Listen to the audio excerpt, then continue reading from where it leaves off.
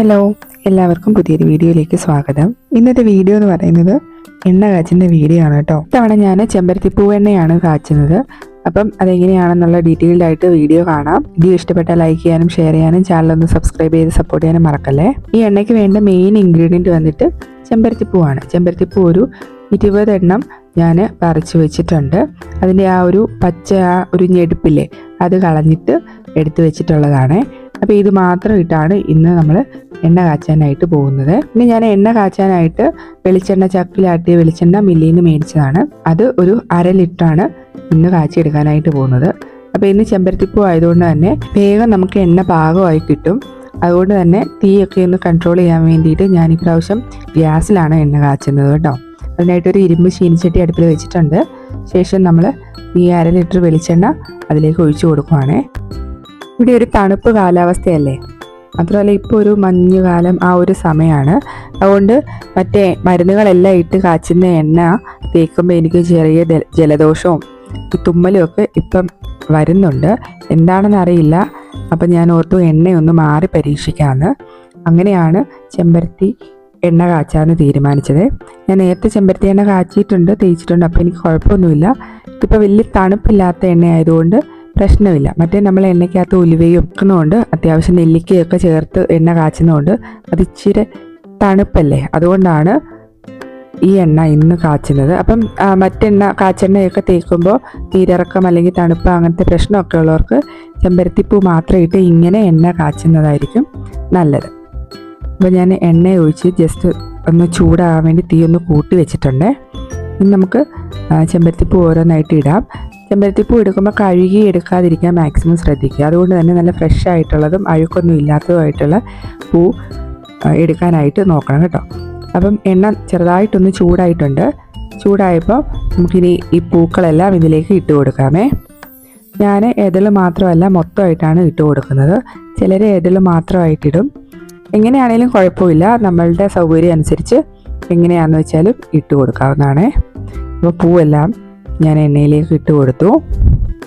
ഇത്രയും നമ്മൾ ഇട്ട് കൊടുത്തിട്ട് ഇനി ശ്രദ്ധിക്കാനുള്ളത് പൂ ഒത്തിരി കരിഞ്ഞു പോകാതിരിക്കാൻ ശ്രദ്ധിക്കുക. അതിൻ്റെ പാകം അനുസരിച്ച് വാങ്ങുക. അതാണ് ഇനി മെയിനായിട്ട് ശ്രദ്ധിക്കാനുള്ളത്. അപ്പോൾ നമുക്ക് ഈ പൂ നന്നായിട്ട് ഈ എണ്ണയിൽ മുങ്ങി കിടക്കുന്ന പോലെ കൊടുക്കാം.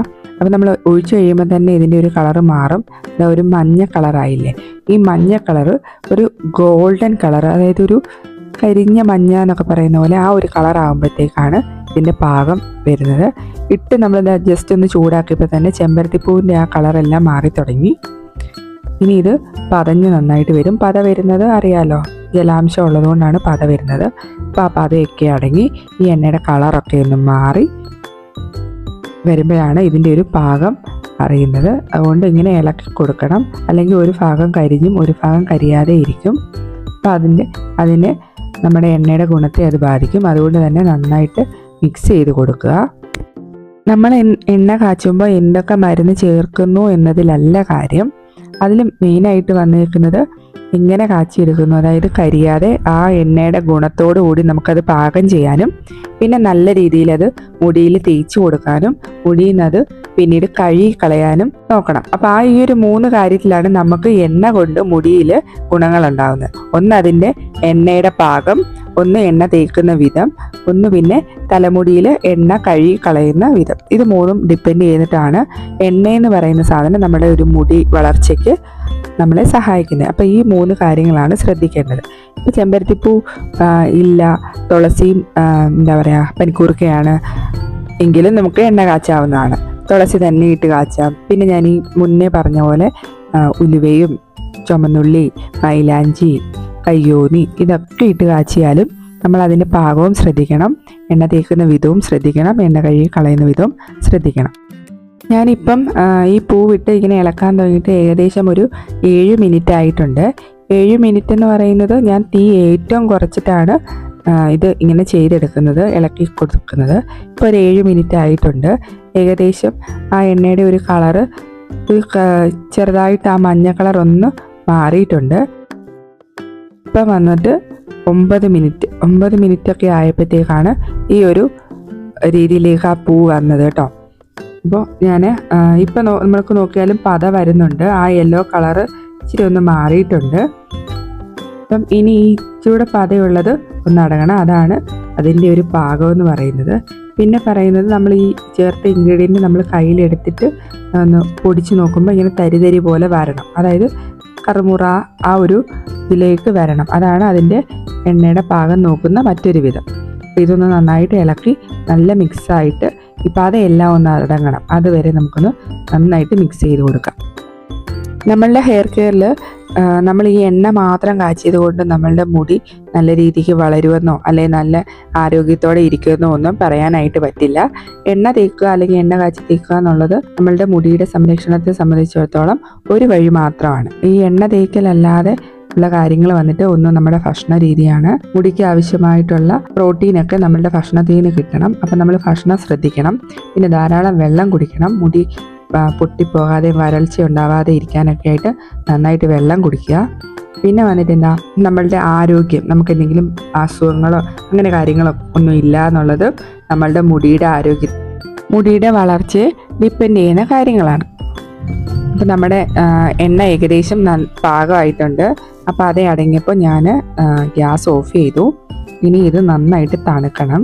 തണുത്തിട്ട് വേണം അരിച്ചെടുക്കാനായിട്ട്. അപ്പം ഞാനിത് ഇന്ന് അരിച്ചെടുക്കുന്നില്ല. ഇതിപ്പോൾ തണുത്തിട്ട് ഞാൻ അടച്ചു വെക്കുകയാണ്. എന്നിട്ട് നാളെ രാവിലെ അരിച്ചെടുക്കാം. ഞാൻ എപ്പോഴും എണ്ണ കാച്ചുമ്പോൾ 7 ദിവസം ഇങ്ങനെ എണ്ണയിൽ ഇതെല്ലാം ഇട്ട് വെക്കാറുണ്ട്. ഇന്ന് പക്ഷേ അങ്ങനെ വെക്കാൻ സമയമില്ല, അതിനുള്ള ടൈമില്ല. അതുകൊണ്ടാണ് അപ്പോൾ ഇന്ന് രാത്രി മൊത്തം ഇതിങ്ങനെ ഇരുന്നിട്ട് രാവിലെ അരിച്ചെടുക്കാമെന്നാണ് വിചാരിക്കുന്നത്. അപ്പോൾ ഇതൊന്ന് ചൂടൊന്ന് പോയിട്ട് വേണം അടച്ചു വെക്കാനായിട്ട്, അല്ലെങ്കിൽ ചൂട് കാരണം ആവി തട്ടി ആ വെള്ളം എണ്ണയിൽ വീണ് എണ്ണ നാശമാകാനുള്ള ചാൻസ് ഉണ്ട്. അപ്പം നന്നായിട്ട് തണുത്തതിന് ശേഷം അടച്ചു വെക്കുക.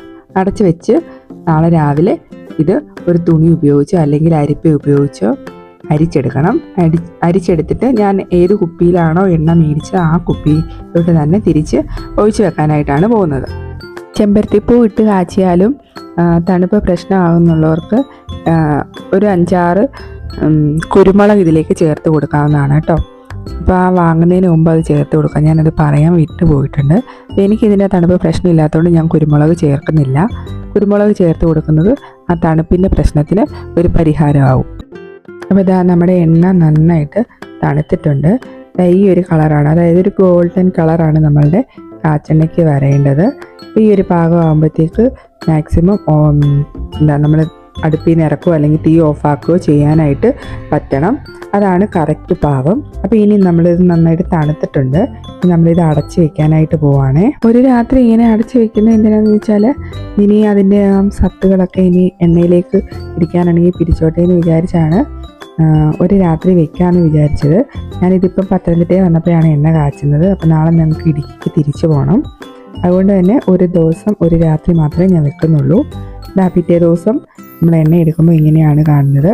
ഇനി ഇത് നമുക്ക് നന്നായിട്ട് കൈയൊന്നും തൊടാതെ അരിച്ചെടുക്കാനായിട്ട് ശ്രദ്ധിക്കുക. അങ്ങനെ അരിച്ചെടുക്കുമ്പോഴാണ് നമുക്ക് എണ്ണ കുറേ നാളത്തേക്ക് സ്റ്റോർ ചെയ്യാനായിട്ട് പറ്റുള്ളൂ. ഞാൻ ഈ ഒരു അരക്കുപ്പി എണ്ണ കാച്ചിയത് ഇപ്പോൾ കാച്ചി എടുത്തു കഴിഞ്ഞപ്പോൾ അതാ ഇത്രയുണ്ട്. ഇതായിരുന്നു ഞാൻ ചെമ്പരത്തി എണ്ണ കാച്ചിയ വിധം. അപ്പം നിങ്ങൾക്ക് ഈ വീഡിയോ ഇഷ്ടപ്പെട്ടു എന്ന് കരുതുന്നു, നിങ്ങൾക്ക് ഇത് ഉപകാരപ്പെടുമെന്ന് കരുതുന്നു. വീഡിയോ ഇഷ്ടപ്പെട്ടാൽ ലൈക്ക് ചെയ്യാനും ഷെയർ ചെയ്യാനും ചാനൽ ഒന്ന് സബ്സ്ക്രൈബ് ചെയ്ത് സപ്പോർട്ട് ചെയ്യാനും മറക്കല്ലേ. പിന്നെ ഒരു വീഡിയോ കാണാം. എല്ലാവർക്കും താങ്ക്